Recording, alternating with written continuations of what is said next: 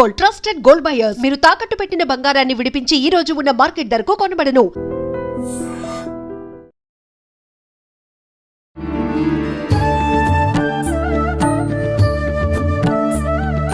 నమస్కారం, welcome to I dream.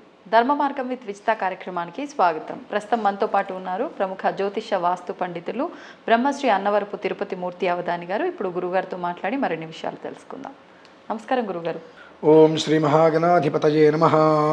గురుగారు, పెద్దవాళ్ళు ఎప్పుడు కొన్ని మాటలు మన మంచి కోసం అంటూ ఉంటారు. అంటే ఎవరైనా స్నేహితులు ఉన్నప్పుడు వాడి దోస్తానం చేయడం నువ్వు మానేస్తే, వానితో తిరగటం మానేస్తే కనుక నువ్వు బాగుపడతావురా, వాడి వల్లే నీకు దరిద్రం అంతా, ఈ కష్టాలన్నీ కొని తెచ్చుకుంటున్నావు అని చెప్పి కొన్ని విషయాలు చెప్తూ ఉంటారు. నువ్వు ఇది ఎప్పుడైతే మాన్తావో నీ కష్టం తీరుతుంది అని చెప్పి. అంటే మన చేతులారా మనం కష్టాలు కొని తెచ్చుకుంటున్నాము అనడానికి కొన్ని నిదర్శనాలు ఉన్నట్టుగా పెద్దవాళ్ళు చెప్తూ ఉంటారు. అలాంటి కష్టాలు ఏంటి? మన జీవితంలో ఎవరిని దూరంగా పెడితే కష్టాల పాలు అవ్వకుండా ఉంటాము, వాటి గురించి తెలియజేయండి. తప్పకుండా అమ్మ.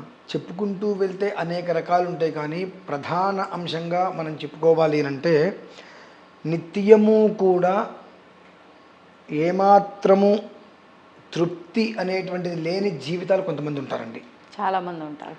అటువంటి వాళ్ళని మన నీడను కూడా ముట్టుకోనికూడదు. ఎందువల్లనంటే వీరంతా కూడా నిరంతరము కూడా ఆగర్భ దారిద్ర్యాన్ని అనుభవిస్తూ ఆకాశానికి నచ్చిన విష రకాలు. కానీ ఆశ ఉండాలి, ఆశ ఉండటం వేరండి. అత్యాశ పనికిరాదుగా. ఆశ మంచిది, అత్యాశ పనికిరాదు. కింద మీరు ఏదైనా ఒక గుంట తీసి ఒక నిచ్చెన అందులోకి నిలబెడితే 4 అడుగులు పైకి ఎక్కగలుగుతారు, కింద పడిపోకుండా. గాల్లో పెట్టి ఎక్కేస్తారంటే ఇలా కొంతమంది ఉంటారండి. వీళ్ళ జీవిత లక్ష్యం ఏమిటి అంటే తేనె పూసిన కత్తిలాగా, మనకు అర్థమైపోతుంది, తేనె పూసిన కత్తిలాగా మాట్లాడుతూ ఏదో వాళ్ళకంటూ సంపాదించుకోవడానికి ఒక మార్గం ఏమీ ఉండదు. మంది మీద పడి వాళ్ళ మీద వీళ్ళకి, వీళ్ళ మీద వాళ్ళకి అవసరాన్ని తగ్గట్టుగా మాట్లాడుతూ సంపాదించేసుకునే వాళ్ళు కొంతమంది ఉంటారు. వారి నీడ మన మీద పడ్డా మన సంపద వృద్ధి మొత్తం వాళ్ళకి వెళ్ళిపోతుందండి పరిపూర్ణంగా. మనం కష్టపడతాం, వారి కష్టం కోసమే మనం కష్టపడతాం. అంటే మన కష్టాన్ని వాళ్ళు దోచుకుంటారనా, లేకపోతే ఏ రకంగా మన కష్టాన్ని వాళ్ళు తీసుకోవడం? అంటే లేదండి, ఇప్పుడు అవతల వ్యక్తికి నేర్పరితనం అనే కొన్ని ఉంటాయి. కొన్ని నక్షత్రాలు జన్మిస్తారు వాళ్ళు. వాళ్ళ వృత్తాంతం ఎలా ఉంటుంది అంటే మనతో 5 నిమిషాలు మాట్లాడితే మన ఇంట్లో ఉన్నది మొత్తం అతని చేతికిచ్చి పంపించేయాలనిపిస్తుంది. ఇది 4 సార్లు మోసం చేసిన మనల్ని 5వసారి కూడా నమ్మాల్సిన పరిస్థితి ఏర్పడుతుంది మాటకి. అది 10 సార్లు నువ్వు మోసపోయిన 11వసారి అయినా తెలుసుకోగలిగితే నువ్వు బాగుపడతావు. ఇవి కొన్ని తత్వాలు ఉంటాయండి. అలాగే అంటే ఇప్పుడేం లేదు, ఒక మనిషితోటి మనం నడుస్తుంటే మనకు వృద్ధి కలగట్లేదా, వృద్ధి కలుగుతుందా అనేటువంటి విషయం మనకు తెలుస్తుంది. తెలిసినప్పుడు ఆ మనుషుల నుంచి మనం వెంటనే బయటకు వచ్చేయాలమ్మా. మన 2 రకాల మార్కెట్లు ఉంటాయి. 2 మీరు గమనించండి. ఎప్పుడైనా చేపల బజారులోంచి వెళ్తుంటే, మనం కూరగాయల మార్కెట్లోకి వెళ్తుంటే మొట్టమొదట్లో చేపలు అమ్ముతూ ఉంటారు. ఆ వాసన మనకు వస్తుంది, అక్కడి నుంచే మనం వెళ్తాం. అది దాటంగానే వాసన పోతుంది, మనం కొనకపోయినా ఆ వాసన మనం పీలుస్తున్నాం. అదే సుగంధ పరిమళ ద్రవ్యాలు దొరికేటువంటి షాపుకి వెళ్ళండి, వాసన పీల్చడమే కాదు, మీరు బయటకు వచ్చిన మీ శరీరం మీద ఎక్కడొక్కడ కొంచెం సువాసన అది లాక్కుంటుంది. మంచి అనేటువంటిది ఆకర్షించే గుణం ఒక రకంగా ఉంటుంది, చెడు అనేటువంటిది ఆకర్షించే గుణం మరొక రకంగా ఉంటుంది. విచిత్రం ఏంటంటే 2 ఆకర్షిస్తాయి, కానీ సాటి ఇంకొక మనిషి చెడుని మాత్రమే ఆకర్షించగలుగుతాడు, మంచిని ఆకర్షించలేడు. మనం ఒక మనిషికి ఏదైనా చిన్నదో పెద్దదో ఉపకారం చేశాము అన్నప్పుడు ఆ మనిషి మన యందు కృతజ్ఞతా భావనతో ఉన్నాడా లేడా, లేడు అన్న వ్యక్తికి మనం దూరంగా ఉండాలి. ఎందువలన ఎంత చేసినా వేస్ట్. ఇంకా అతనికి అంటే ఆ వ్యక్తికి చేసే బదులు వేరే వ్యక్తికి చేస్తే కడుపు నిండుతుంది,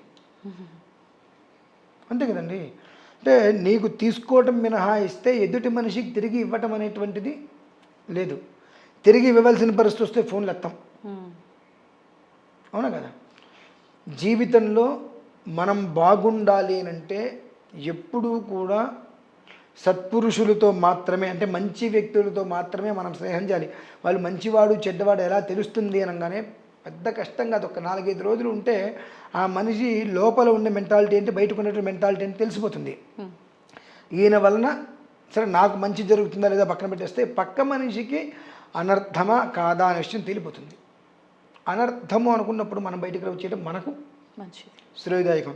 కాదు, రేపొద్దున మనకి ఏదైనా ఉపయోగపడతారేమో అనుకుంటే మాత్రం జన్మహ వాళ్ళు ఉపయోగపడరు. జన్మతహగా వాళ్ళకే మనం ఉపయోగపడతాం ఎంతసేపటికి కూడా. సో కేవలం వాళ్ళంటే మాటల మీద మనకు కొన్ని కోట్ల రూపాయలు చూపిస్తారు, చేతల్లో లక్షల రూపాయలు మన దగ్గర తీసుకుంటూ ఉంటారు. మనకు తెలిసినప్పటికీ కూడా మైండ్ అనేటువంటిది రేపొద్దున మంచి జీవితం వస్తుంది అని అనుకుంటాం. మంచి జీవితం గురించి వదిలేసేయండి, నాశనం కాకూడదుగా. అటువంటి మనల్ని మనం గ్రహించుకోవాలి. తేనె పూసిన కత్తి అని అంటారండి. మన పెద్దవాళ్ళు ఏది ఊరికే చెప్పరండి. వాడితో తిరగద్దు, వీడితో తిరగద్దు అని అంటే కొన్ని నక్షత్రాల్లో జన్మించిన వారు, కొన్ని విధానాల్లో జన్మించిన వారు. ఇవన్నీ కాదండి, మీకున్న వాస్తవంగా అంటే మీకు అర్థం చేసుకోవడానికి చెప్తున్నా. మొహాన్ని బొట్టు పెట్టుకునే వ్యక్తితోటి కనీసం పొద్దున్నే స్నానం చేయగానే ప్రతి మనిషి దేవుడి దగ్గర బొట్టు పెట్టుకుంటాను పెడుతున్నారు. ఆ బొట్టు లేని వ్యక్తి విడిచిన బట్టలు కట్టుకుంటే మనకు తెలుస్తుంది. ఆ విడిచిన బట్టలు కట్టుకుంటాను వాడు దరిద్రుడు. ఎందువల్లనంటే ఎవడైతే విడిచిన బట్టలు కడతాడో దరిద్ర దేవత వాడిని ఆపాదించి ఉంటుంది. అంటే దరిద్రుడు అంటే అట్లా అని కాదు, అసంతృప్తి గల వ్యక్తి. ఏది ఉన్నా తృప్తి ఉండదు. ఒక రూపాయి దగ్గర ఉంటే 1000 రూపాయలు అప్పు చేస్తాడు. రూపాయి దగ్గర లేకపోతే తలుపేసుకొని ఫోన్ స్విచ్ ఆఫ్ చేసి కూర్చుంటాడు. నిరంతరము కూడా పరుల మీద పడి బ్రతుకుతూ ఉంటారు.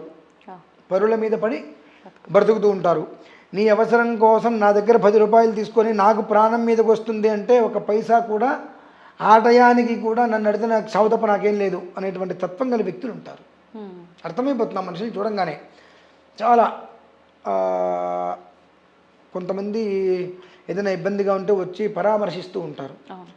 అలానే కొంతమంది నా మీద జాలి చూపిస్తే బాగుండు అనుకుంటుంటారు. నా మీద జాలి చూపిస్తూ నా మీద జాలి చూపించాలంటే నేను దానికి తగ్గట్టుగా మాట్లాడాలి. అలా మాటలు వచ్చినటువంటి వ్యక్తిని మనం చాలా జాగ్రత్తగా ఉండి మనం పక్కకి తప్పుకోవాలి. అలా కనుక తన మీద జాలి పడే రీతిలో మాట్లాడుతున్నాడు అని అంటే కనుక నిట్ట నిలువున మనం బ్రతికుండంగానే గోయి తీసి పాటేస్తాడని అర్థం. అటువంటి వ్యక్తులతో మనం జాగ్రత్తగా ఉండాలి. మరి ఏ వ్యక్తులతో స్నేహంగా సావాసంగా ఉండాలంటే అర్ధరాత్రి 1 గంటకి ఫోన్ చేస్తే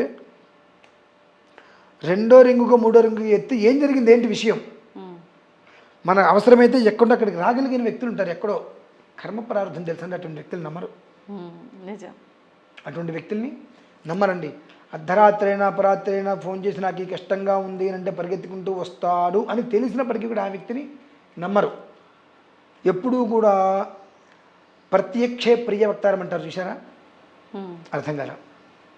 అంటే మీ ముఖం ముందు మీకు ఎందుకండి నేనున్నాగా నీకేం అనేటువంటి మాటలు మాట్లాడుతుంటారు. వాడిని ఎప్పుడూ నమ్మకూడదు. ప్రత్యక్షే ప్రియ వక్తారం అంటే ముఖం మీద ప్రేమగా మాట్లాడేటువంటి వ్యక్తులు మన పరోక్షంలో మన నాశనం చేస్తారు. 10 మందికి 10 రకాలుగా చెప్పేస్తారు ఇట్లా ఇట్లా ఇట్లా అని చెప్పి. మన ముఖం మీద ఇది కరెక్ట్ కాదు, నాకు నచ్చలా, ఇది కాదు అని చెప్పగలిగిన వాళ్ళు ఉంటే అర్ధరాత్రి అపరాత్రి కూడా మన శ్రేయస్సే కోరుతూ ఉంటారు. ఆ చిన్న విషయాల్లో మనకు తెలిసిపోతుంది. ప్రియార్థం ధార్త రాష్ట్రంచ అంటే కర్ణుడు నాశనమవుతానికి తనే కారణం, ఎవరు కారుకూరు కారండి. దుర్యోధనుడితో కలిశాడు. శ్రీకృష్ణ పరమాత్మ వచ్చి కర్ణ నీకు ఎందుకురా ఇదంతా, నువ్వు సిద్ధపడితే పాంచాలి 6వ భర్తగా నిన్ను చేసుకునేటట్టుగా నేను మాట్లాడతా, రాజ్యం మొత్తం నీ పాదాక్రాంతం అవుతుంది అని అంటే ఆయన ఏమంటారు తెలుసా, కృష్ణ నడ్డి వంచి నానాయాతన పడకుండా రాజ్యం వస్తుంది, లక్ష్మి వస్తుంది, సౌందర్య రాశి 6వ భర్తగా నన్ను స్వీకరిస్తుందంటే ఇంతకన్నా కావాల్సింది ఏముంది ఎవరికైనా. కానీ ప్రియార్థం ధార్తరాష్ట్రంచ నేను దుర్యోధనుడి పక్షాన ఉండి ములుకులు వంటి మాటలు మాట్లాడి వారి ఉప్పు తిన్నా కాబట్టి నేను వీటిని వదిలేస్తున్నా అన్నాడు. అంటే ఏంటంటే అది అధర్మం అని తెలిసి కూడా మాట ఇచ్చి అటు ఉండి నాశనం అయిపోయాడు.